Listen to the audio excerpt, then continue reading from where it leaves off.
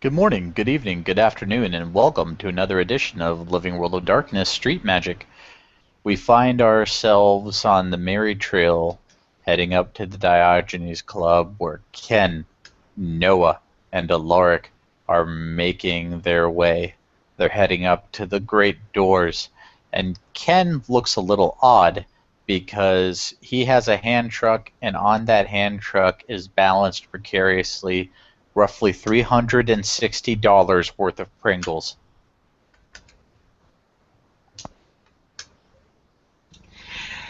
You each approach the gates. You find the gate is ajar. It's not locked, power locked anymore. So the outer grounds door, sort of stone wall with a gate that allows cars to travel to and fro, is no longer barred against you. You can walk straight in. And if you all wish to make a perception plus awareness roll. Make a straight awareness, straight perception. It's magical in nature, so you get the thing tingling on the back of your neck. If someone could roll me 6 dice. Alright, so that's 4 successes for me. I will then roll for Noah. Mm-hmm. Okay. That is 4 successes for Noah. That is 3 successes for me. Okay. For the 3 successes, you see that sort of the gardens and the grounds are well maintained, but they feel more alive than normal. It's like there's something almost spiritual about this place. Like the trees seem to be greener and seem to be healthy and vibrant, even in the New York atmosphere. For those of you who scored 4 successes, the Diogenes Club itself, something that looks odd about it. It's out of place somehow, but you can't quite put your finger on it. Alaric's going to roll to activate Spirit Sight, just for the hell of it.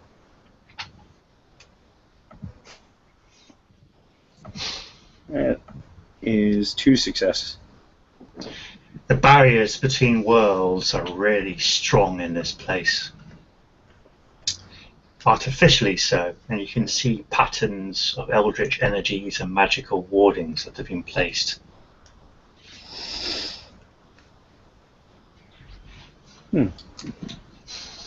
Chantry walls practically glow with it. Nice.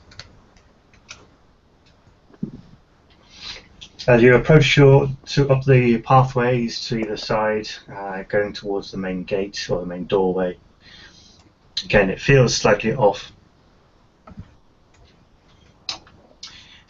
I assume that you rap on the door. Yes. The door, you hear a voice from beyond the doorway granting you entrance, and then the door opens. That's convenient. And he wheels the Pringles in. Okay, so the first couple of things that you notice is when you pass the threshold into the door, it feels like your hair stands on end, like you just passed through some kind of barrier of static. You know, the hairs in your arms go up, and you can sort of feel, if you're wearing nylon underwear, it's kind of uncomfortable at the moment. The second thing that you do notice about this is a humanoid figure in the central hallway of Diogenes Club. It's about 10 feet tall, hulking, and appears to be made of stone. It is lifeless. Hey Ken, look, here's a David too. Mine cooks better.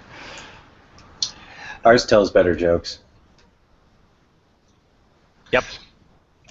Let's see, your spirit sight is still active. Yeah. You find yourself, you're now in the realm of the spirits.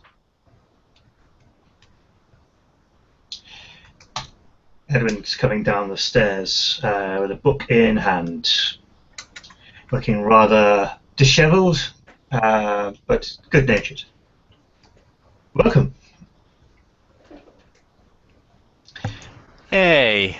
Alright, so I'm not really good at putting things politely. We need your help. I guessed. He taps this temple on his forehead. The message is on the mind net. Come in. Ken continues wheeling Pringles. He looks down at the wheelbarrow, I'm imagining here, like, in front of these Pringles. It's like kind of like one of those red wagons, I would assume. Right. He looks rather puzzled and then looks up at Ken, mouthing a word. What? These are for you. Ken thought it would be appropriate to give you an offering. Okay. Thank you. Okay. It's a strange day. Close the door. Let's go to the kitchen and let's see what we can do. He gestures the door and it closes behind you, and then starts wandering off towards the right hand side of this main hall, where the kitchen lies. Onward goes Ken and the cart. You wheel it into the kitchen. I'm not sure if anybody's been here before, but I said anything that's sort of new to this place is a sort of larger freezer element, sort of walk-in freezer, and there's one of those sort of very swanky coffee/latte machines. Can I get you guys a drink?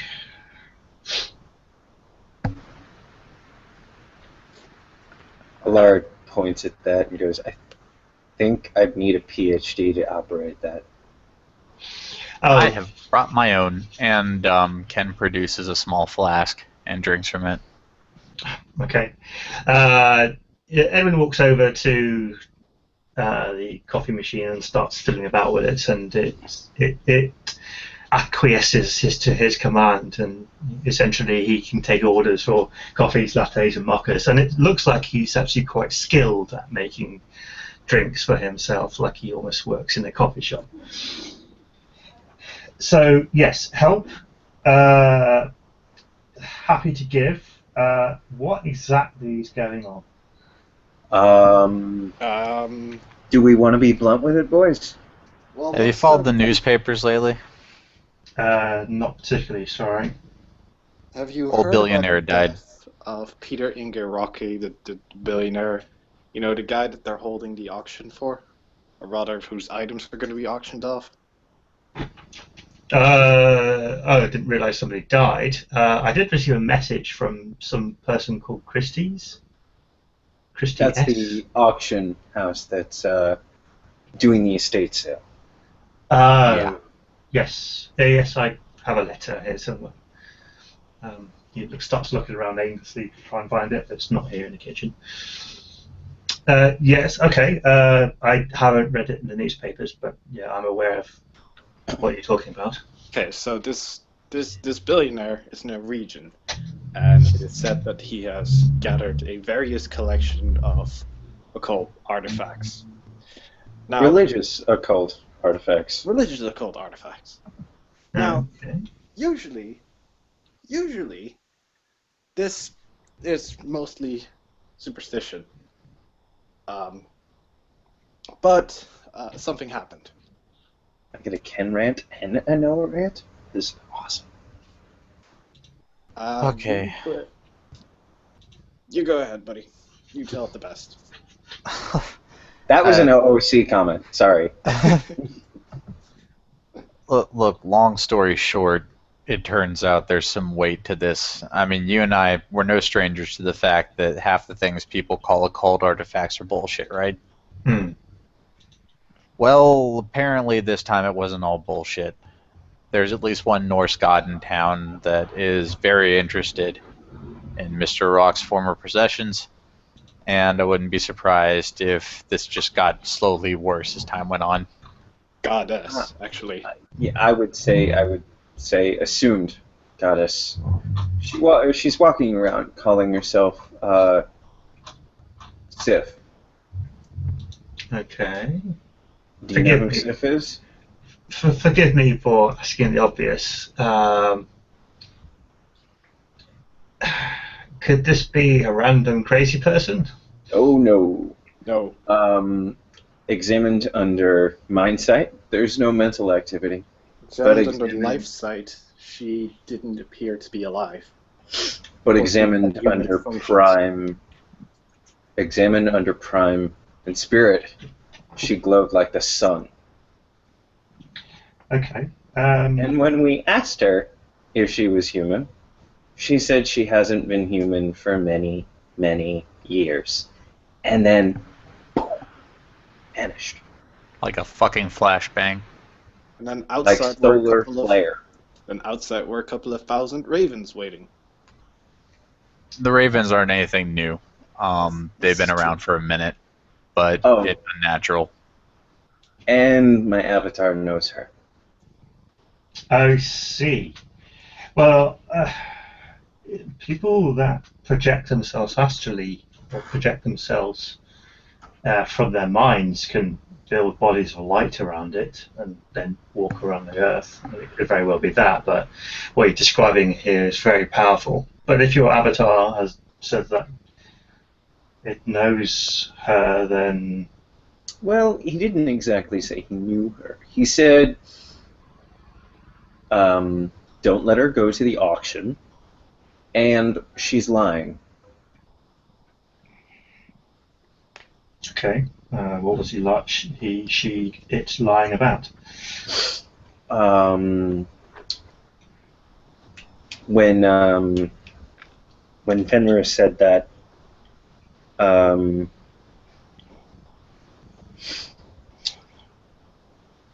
they were talking about how Sif's husband had a close relationship with Peter, and that they needed to get, or that getting back the artifacts or certain items that he had would be a great help to them. So, Do we have reason to believe that these gods are going to do things? I don't really think she's a goddess. I just think she's a very powerful spirit. Point being, greater powers are interesting, or rather interested in this, which means we should probably be paying attention considering the varied and bizarre constellation of people that are starting to gather around this dude's shit. Well, that's what I said. I mean, if you have a really powerful spirit already, and then you have a whole generations upon generations of people in several countries worshiping and performing sacrifices, that's gotta carry just a little bit of mojo. Just out of curiosity, who else here has received a letter from Christie's? Alaric waves his hand.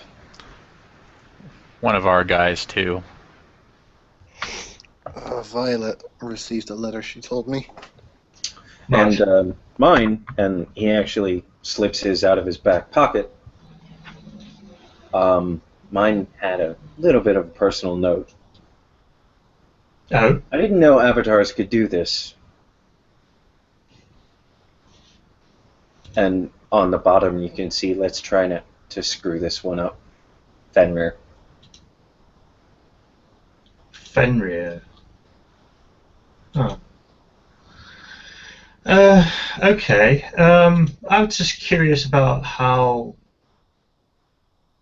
we were chosen to receive these letters. Actually, Usual process, the process that our guy Luke went through, was literally just an application and a description of his holdings. As far as I can tell, he got chosen what it would be the quote-unquote mundane way. As for Alaric over here, he just shrugs. I mean, I own a flower shop. That's how I own a flower shop. That's it. Yes, but I'm off radar. Interesting. And that's what has me worried. Edwin flicks his fingers, mumbles something under his breath, and before long a piece of paper comes sailing into the kitchen, landing in front of him. Opens it up, it's got the emblem of Christie's on it. Dear Sir or Madam, you are most cordially invited to an estate auction of the effects of Peter Inger Rock. This auction is by invitation only, but you are allowed +2 on your invite. Anyone you bring along shall be under your hospitality and there on your name. The auction will begin at noon on Tuesday, 16th of August, at Christie's Auction House in Manhattan. The first half of the auction will be free to attend to contain the bulk of the effects. Immediately following the first auction, a $1,000 a seat auction will be held to handle small private collectibles. Yeah. Okay, so I was cordially invited to an auction when I don't technically exist. Yup. And now you say there's magical mumbo jumbo there. This does not scream suspicious at all. Not in any way, shape, or form. I mean, I got nothing. And we think that this woman walking around pretending to be a goddess, is a very powerful spirit. And That has manifested. Yeah. and your avatar suggests that she's lying, and we should let her take control of it. We shouldn't allow her to go into the auction. Now, considering that I know very little about Norse mythology, but isn't the relation between Fenris and Sif kind of bad? The relationship between Fenrir and all of the Aesir is bad. Are we talking about like a Raiders of the Lost Ark type situation? No, What we're is- talking about Apocalypse Now. Apocalypse Now was a Vietnam film. Are you telling me we're going to be in Da Nang, Alarg? Is that what we're doing today? No, I was referring to the title, as in Apocalypse Now. You mean like that shit that all your like favorite little Viking metal bands talk about, like Ragnarok, that shit? Yeah. The relationship between Fenrir and the Aesir is that the Aesir tricked Fenrir into being chained at the mouth of a river known as Despair. And the end of the world will happen beginning when he is unchained. And Fenrir's on the name is a personalised note on your little envelope. Yes. So surely we shouldn't be paying any attention to anyone who calls themselves Fenrir, who's preordained to bring about the end of the world. Maybe. Not sure. But I don't know if allowing a very powerful spirit to get its hands on possibly very powerful magical artifacts would be in much the same way a good idea. Oh, well, we have two options. Well, three options. We could bar her entry, we could outbid her, or we could steal them tonight. I have a fourth option. It's Go on. called research. Right now, if I can say so, we're pretty blind. Like The auction's tomorrow. Shit. Okay, so let's review, folks. One, we're talking about trying to bar a potential goddess from anything. Interesting plan. Two, we're talking about somehow gathering up enough money to outbid an ancient deity. Also an interesting plan, but plausible. A And little bit more third, plausible than barring her, yep. we're talking about committing a series of felonies because reasons. Grand felonies. Grand felonies. Thank you, Alaric, for reminding me that it's grand felonies, a step up from regular felonies. Okay. Well, I'm not too sure. I mean, don't get me wrong. I'm no one to speak about economics, but a possibly powerful spirit might not necessarily have, a bank account. Yeah, but if it pays, in manifested gold, I mean, who are they to argue? True. Though. Okay, so well, I think the. Sorry, what's your name? He points to Noah. Noah smirks, smiles. Oh, right. I haven't introduced myself. Noah Hayashi, Akashic Apprentice. Oh, right. Yes, I've spoken to you, but not met you. Excellent. Okay, well, it's nice to put a face to a name now. Yeah, wonderful first meeting. He looks at the other two. And who are you guys again? Ken, your sister's legal guardian guy broke her out. Oh, right. Yes, thank you for that. Alaric, love child, the hollow one you taught not to open his mouth when he shouldn't. Your Majesty. Elbow. Realization dawns upon the master. Oh, yes. I hope you were successful in mediating those poor spirits and their problems. I actually learned a lot. Thanks. Yeah, welcome. But Noah's right. There's not a lot to go on here, and usually ancient spirits have a weakness or a ban or something like that can stop them from doing silliness or to be reined in. So it suggests that we're going to be burning the candles at both ends this evening and doing some research. What do we know about this collection itself? Jack and or shit. All I know is that it came in from Iceland in old fragile boxes, and extra money was paid to have it kept secure and secret. We could always ask a spirit. They might be able to help. Perhaps a servant in the Norse pantheon?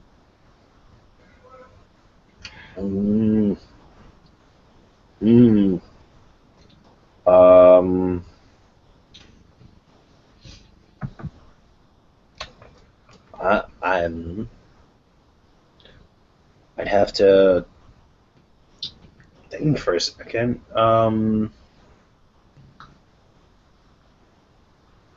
A servant? There aren't really servants. The Aesir were almighty. Mortals served them. The dead, or the Valkyrie, if I remember correctly. The Valkyrie served Odin. The dead went one of three places. Either to Valhalla, to be enshrined as Einhiljar, which are... Bless you. Yeah. Which are the spirits that will rise again to fight the Battle of Ragnarok. Then you have those that did not die in battle, or did not die, or basically died in their bed, died honorably but not in battle, and those are welcomed in Freya's Hall. They're not warriors. And then you have the Draugr. the servants of Hel, Loki's daughter.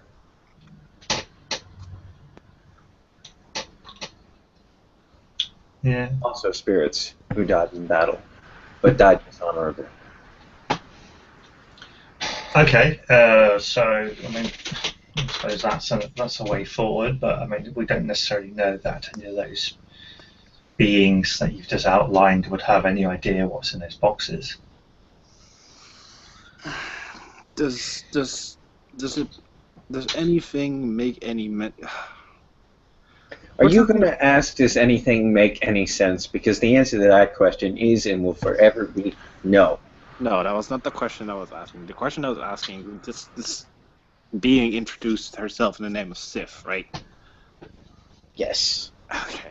She said that her husband, which in Norse mythology would be Thor, Thor. was close to Peter. Yes. They had interactions with each other. That is the time where Fenrir said she is lying.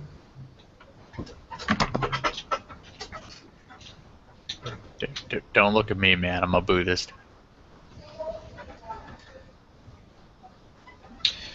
Lover's tiff, maybe? I don't know.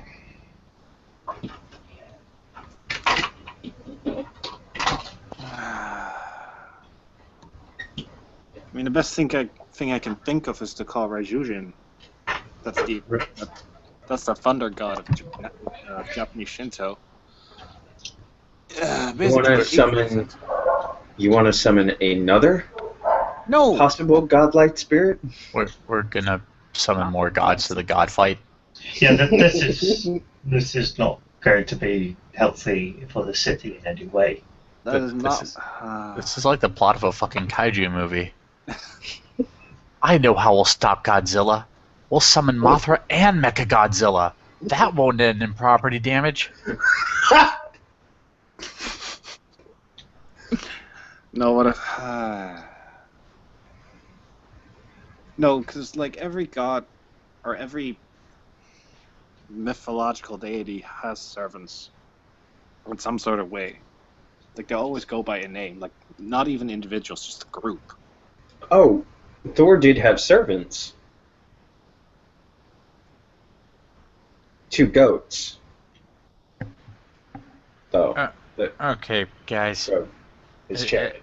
As wonderful as it has been to learn about mythic pantheons and all of the things that might happen or something, what the fuck are we gonna do? This isn't helping. It's something goats and fucking 8-legged horses and shit like that might not necessarily know what's in those boxes. Can we bribe a guard? Can we bribe a god? Do the gods accept food stuff? Guard. Security. Oh, guard. Sorry, my accent. Actually, I can shed some light on that. So the company running this, basically a combination of Christie's and the company made up Rock's former estate.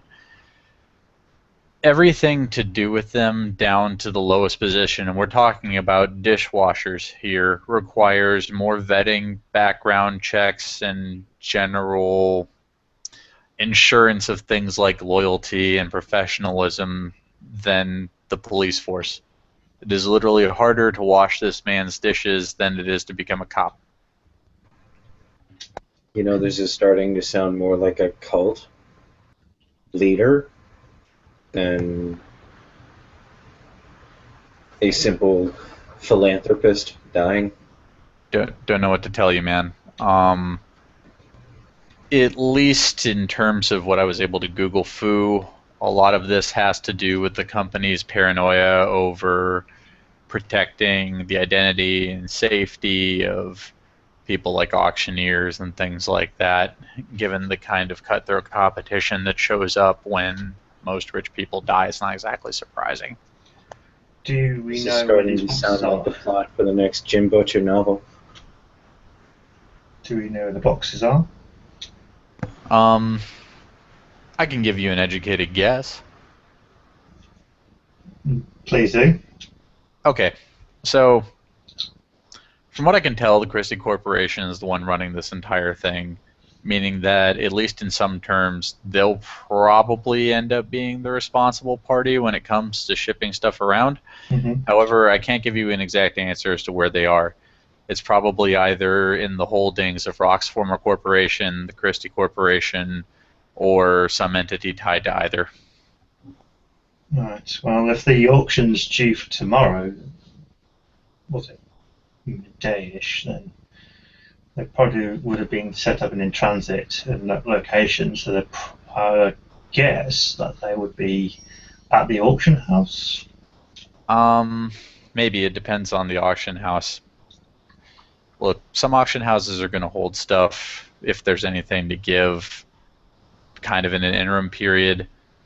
Some things probably, like I said, I'm just spitballing here. I wouldn't put it past a collection this large and this valuable to be held in a secure location elsewise until right before the event. All the bulk stuff has been moved across already, but the specialist items are coming later. Maybe. That's also a possibility. It's a list of things we don't know. If I was part of this company, I'd keep it all in a separate place.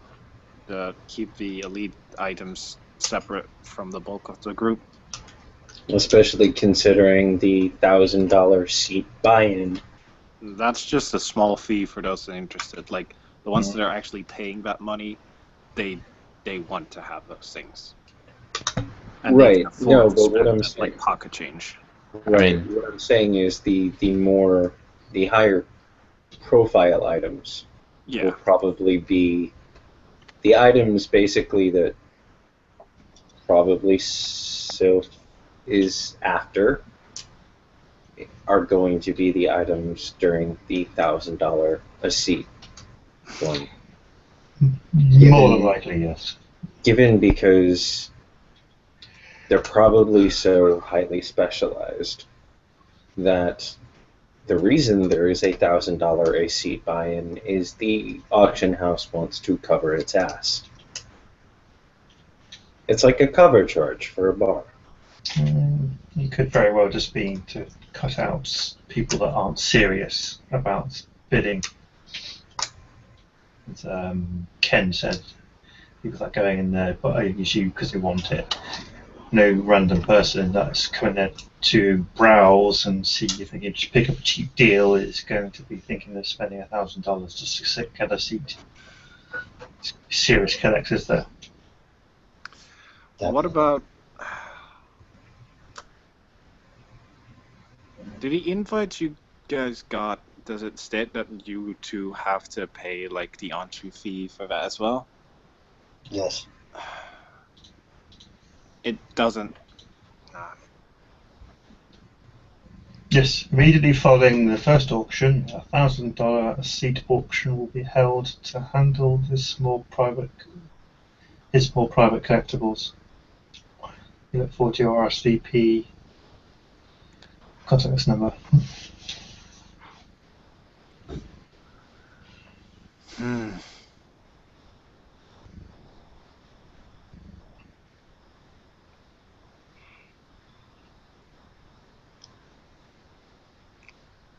You were invited for a reason. What's the reason? I don't know what that reason is. Perhaps that reason is to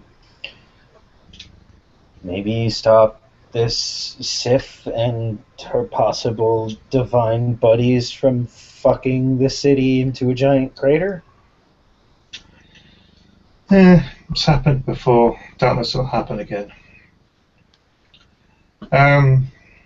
It may be, Diogenes is Manhattan. Maybe they just canvassed all the really expensive-looking mansions. But it doesn't explain how they got past the walls.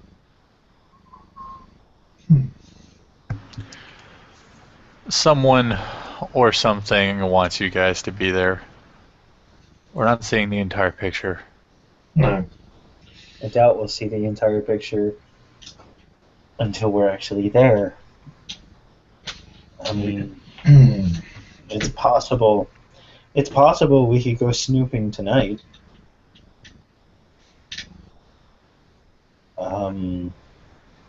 We have well, we have not yet gotten any information, looked up any information about the building's layout. We do not have any information about where the items are currently located.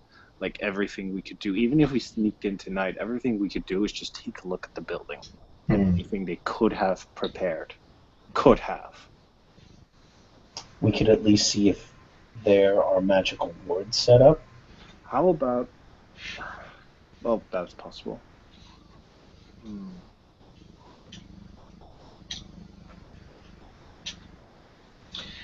As it was, these have got to be Nordic items. Yes. Possible. More than likely.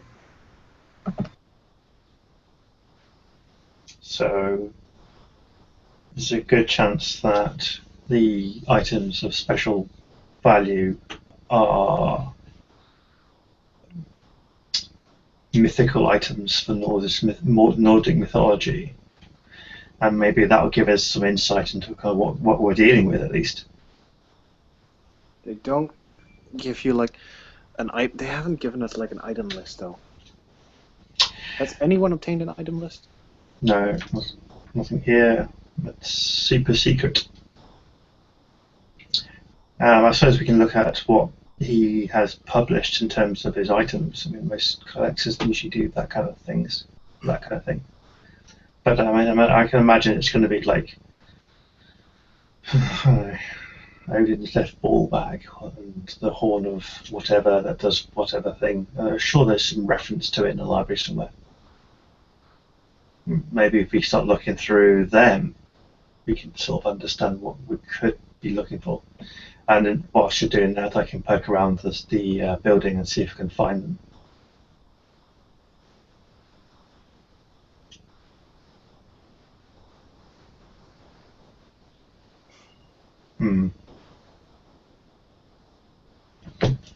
Seems to be awfully quiet here. Just brainstorming.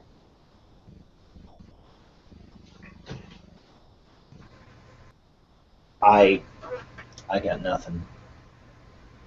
But well, let's do two things, because we, as you keep saying, we don't have any information to go on, and walking into that place is going to be abundantly dangerous. I can kill two birds with one stone by going to see if that place has got any kind of magical protections on it, and see if I can locate where these specialist items are. If you guys are willing to dig through some mythological books, maybe we can draw up a list of likely magical items. Well, I have a small list. There is Sif's hair. There is Sif's hairpiece that was made by Loki, which is the reason for her golden hair, which is said to entrance any man that looks on it. There is Odin's spear, which once thrown, finds its target no matter what. We could also be looking at more obscure mythical artifacts, like the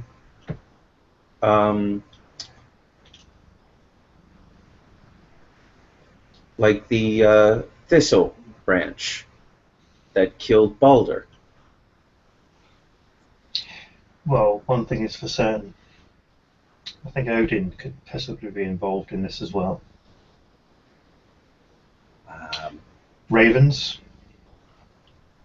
Yeah. Lots. Not just two, though. All under his dominion, I imagine. I don't know. Like the Ravens showed up like all of a sudden when Sif was in the bar. It's like Odin was sending a message or keeping an eye on her.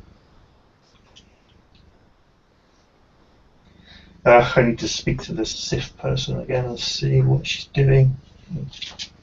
I might have I to mean, we wait. could try maybe talking to Odin if he'll talk to us. That wouldn't be something that I would suggest at all, no. I figured. I just figured I'd say it out loud.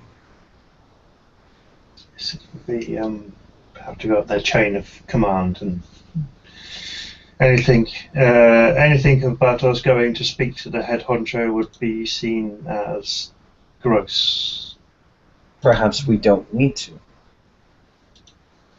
Perhaps we can talk to Hugin and Munin. Who? Ravens. Okay, but they may not call. They might not come when called. Oh, sorry. Okay. Thought and Well, memory. Okay. Well, we've got two options then. In that case, two courses of actions immediately, since we're drawing blanks and shooting shit right now. If you guys are willing to do some legwork in the library to see if we can drop a list and figure out perhaps the names of these spirits, that we can pull them in and have a chat with them, fantastic. In the meantime, I can go and have a poke around that place. I think that's a good idea. We have a pretty sizable library over in the tower. Yeah. Edwin walks over to the walk-in freezer, opens it, and a sort of big amount of frozen cold air comes out of it. He then shuts the door, opens the door again, same again, shuts the door, opens the door again, same again, shuts the door, opens the door, and there's a library behind it. After you, gentlemen. Holy shit. Sweet High Priest of Parchment. Well, damn. Yeah, it's not part of the feature. Fucking library moves the doors occasionally. What do you mean the library moves the doors? It's. Are you trying to say the library's alive? I'm going in as well. Well, not alive. But this is like some next level Harry Potter shit. Yes. He walks through the door, holding it open, and says, "Coming." Lark will walk in. Ken walks in. Noah will too. Okay, so you've got towering bookshelves on either side, going up and down, looking to be several stories. Think about the time that Sam walked into the place where all the maesters are, and you've got all the fucking books and shit like that. However, it's almost walking into this place will almost summon music of grandiose sort of. Like in the back, you hear angels singing. La, Yeah. la. And almost like the camera starts spinning around and the CG shit is all there. It's a very impressive library, and it does appear to operate on different multiple dimensions. Did you steal like the Library of Alexandria or something? No, the library's just interested in translating things into books. You don't happen to have any CDs or MP3s or anything like that on your person at all, do you? No. Okay, good. If you did, you'll probably find out they'll disappear from your pocket and they'll turn into a manuscript or a sheet or musical notes, things like that. Noah will What? reach for his burner phone. Is it gone? No, the Benophone's still there. Okay. But What? he looks at it. He looks at it and he goes, It might turn into a Nokia at the end of the day, and you'll have a couple of sheets of paper which will contain basically the lyrics or the songs that you have on it. I'm sorry, it's a problem, but you get the impression from Ed when he looks rather embarrassed about the whole thing. This is awesome. Yeah. Okay, so I think mythology is down that way. He points to somewhere in the distance. Be careful when going through doors, because you might end out some other point in the Diogenes Club, and then you'll have to sort of come find a door that comes back into the library. And again, they do move the entrance, so you won't be opening doors for a while until you get back in. And there are the library is interested in you learning things, so be very vocal when you're reading from books. It's a good habit. Read out loud. Hmm. Is there water nearby? Because you get parched throats when reading out loud. Yeah, the door remains open, and Edwin will walk past him, go potter around in the fridge, and will pull a sort of 2-litre bottle of water and some plastic cups stuck on the top. There you go. Thank you. You're saying we shouldn't go through doors. How do we, is this one gonna remain open all the time? Keep it ajar. The library doesn't like it for a while. Might start complaining, but yeah, it doesn't do it unless it's in a bad mood. Normally, it's okay. Okay. Okay. He shrugs. I can deal with this. Right. I'm going to go off that way. He points to the direction. I'll come and fetch you in a bit and see what I can find. All right. All right. Is that our scene done, do you think? Or do you wish to have some conversation afterwards? I'm good. I'm good as well. We'll get Think to I'm show good. some research rolls. Yeah, we're gonna. Yep. Well, we don't need to do that on camera now. Okay. Well, thank you, players, for playing, people for watching and viewing. Let's hope our intrepid mages survive the library. Good night.